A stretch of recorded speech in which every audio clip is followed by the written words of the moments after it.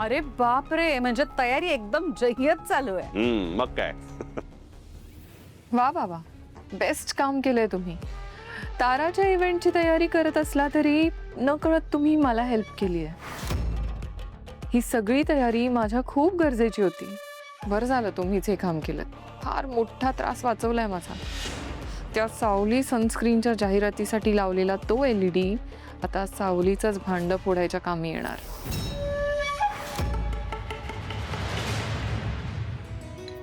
छान आहे घर. थँक्यू. तुम्ही इथे एकटेच राहता का? नाही नाही, मी आणि बायको आम्ही राहतो. अच्छा.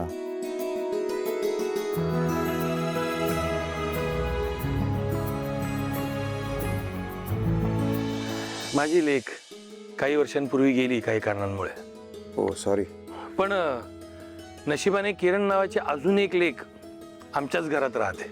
म्हणजे किरण नावाची एक मुलगी आहे. तिचं असं कोणी नाही आहे जगात, त्यामुळे आम्हीच तिचे आई बाबा. Oh I see. Sorry, I can really understand. पण मग असं होतं तर आपण इथे भेटण्यापेक्षा माझ्या ऑफिसमध्ये भेटू शकलो असतो. नाही काही हरकत नाही आहे. कारण ज्यांच्याशी तुमची गाठभेट घालून द्यायची आहे त्यांना माझ्या घरी बोलवणं मला जास्त योग्य वाटलं. Okay okay, no problem.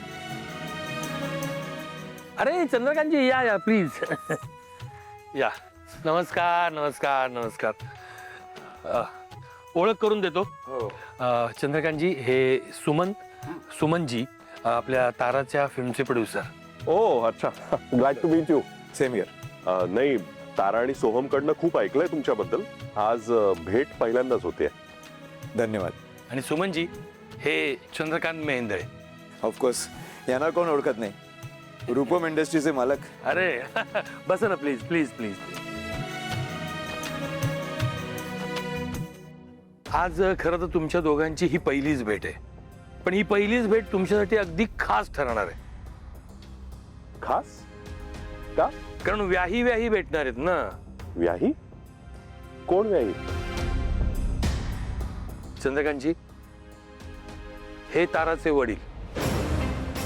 ओ अहो, पण म्हणजे हे कसं शक्य आहे? कारण भैरवीजींनी आम्हाला तुमच्याबद्दल कधीच काही सांगितलं नाही. इनफॅक्ट आम्हाला तुमचं नाव सुद्धा माहित नाही. म्हणजे फारच विचित्र आहे. आम्ही कोणीच तुमच्याबद्दल काहीच ऐकलं नाही कधी. चंद्रकांतजी, खरं तर खूप मोठी गोष्ट आहे ती.